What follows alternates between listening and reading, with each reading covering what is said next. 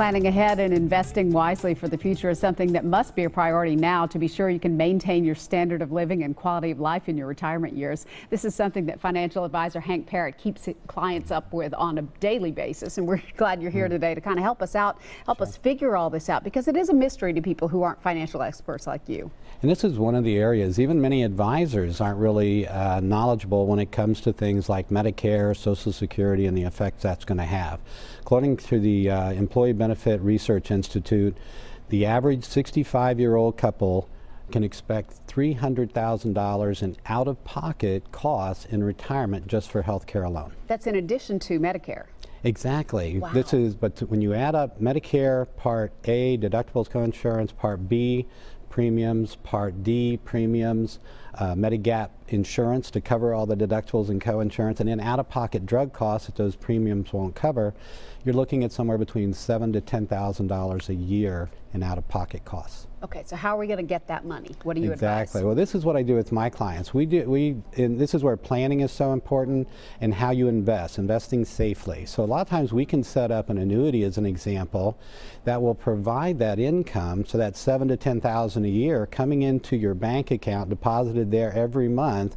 So when you have to pay those bills, there's income there to pay it. Yeah. If you were smart enough to start that when you were in your 20s or 30s, right, you're going to be pretty well set. But what if you didn't start until later in life? Good point. So let's say if you started around mid-50s as an example, then setting aside $100,000 now could be worth $300,000 in savings to you over the lifetime. In other words, that 100 will cover the 300.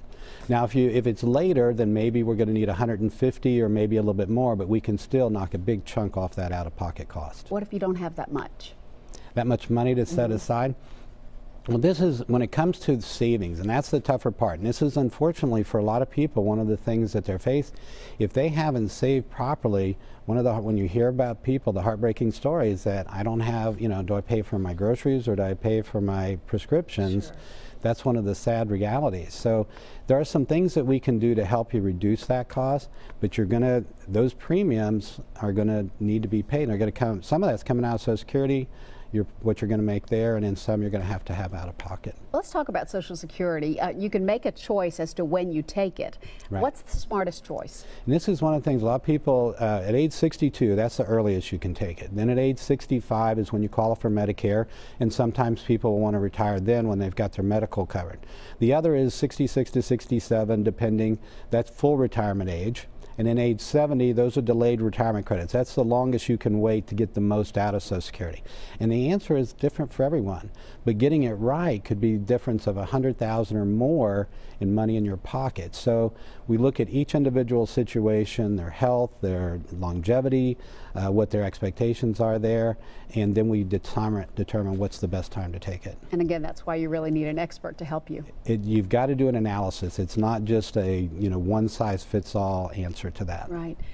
Talk quickly about how you use the tax code to your best advantage. This is one of the things a lot of people don't realize, is that depending on how much money you make, you may have to pay tax on your Social Security benefits. This could be as much as 85% of your Social Security benefits could be taxed. Wow. So one way that you can avoid that, and one of the things that counts, by the way, is when you have to start taking money out of your retirement accounts, whether it's an IRA, 401k, whatever it is, those monies count against you with regard to income that could cause your Social Security benefits rather be taxed.